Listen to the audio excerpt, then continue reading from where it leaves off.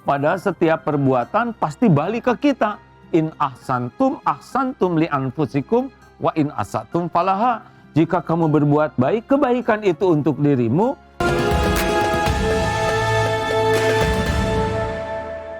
Berbekal semangat dan mental yang kuat, Rina Marlina kini menjadi atlet para bulu tangkis Indonesia.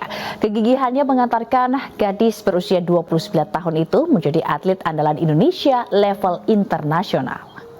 Petugas pemadam kebakaran Dinas Penanggulangan Kebakaran dan Penyelamatan DKI Jakarta mewakili Indonesia di salah satu kompetisi Singapore Global Firefighters and Paramedics Challenge SGFPC 2023.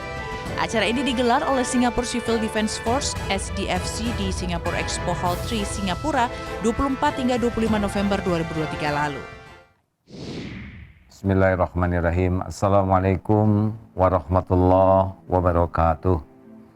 Alhamdulillahirabbil alamin. Segala puja dan puji hanya milik Allah yang Maha menatap, yang Maha mendengar, yang menguasai segala ilmu, dan dialah yang memberikan ilmu. Semoga majelis ini dibimbing oleh Allah sehingga menyampaikan ilmu yang manfaat, yang bisa dipahami dan bisa diamalkan.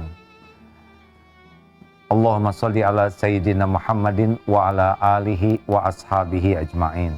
Manusia pasti ingin bahagia, manusia pasti ingin mulia, manusia pasti ingin selamat, dan gerbang dari semua itu adalah ilmu. Kalau kita kurang ilmu, pasti kurang iman, kurang amal. Padahal iman dan amal solehlah kunci utama bahagia. Maka di dalam Islam wajib hukumnya mencari ilmu. Orang yang tidak belajar itu berdosa. Karena orang yang tidak belajar tidak akan mengenal Allah penciptanya, tidak akan mengenal arti hidup ini, dan tidak mengenal konsekuensi dari apa yang dijalani. Mudah-mudahan Allah membimbing kita menjadi ahli ilmu.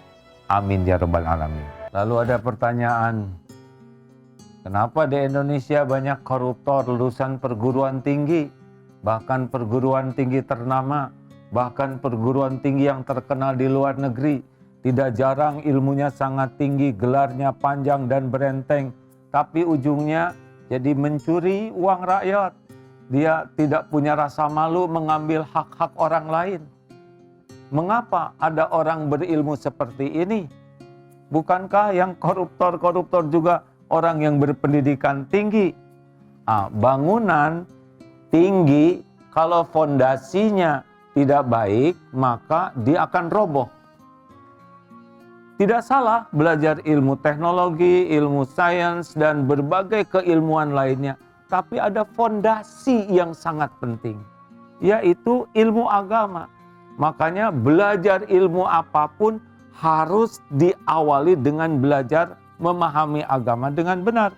Rasulullah SAW bersabda, Man yuridillahu bihi khairan yufaqihu fiddin.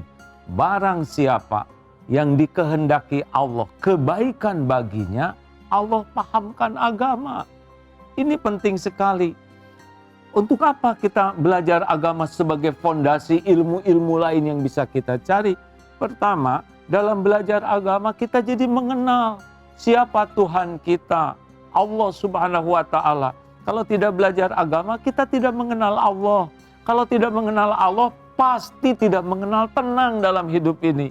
Kita akan menuhankan selain Allah. Menuhankan harta, gelar, pangkat, jabatan, kedudukan, popularitas. Ya casing. Kita akan menuhankan dan mengabdi kepada casing. Pasti tidak bahagia. Pasti tidak bahagia. Kalau tidak paham agama, dia akan harap dan takutnya kepada selain Allah. Itu penderitaan. Kalau kita belajar agama, selain kita mengenal Allah, kita mengenal apa yang harus kita lakukan, yang Allah sukai, dan apa yang Allah larang.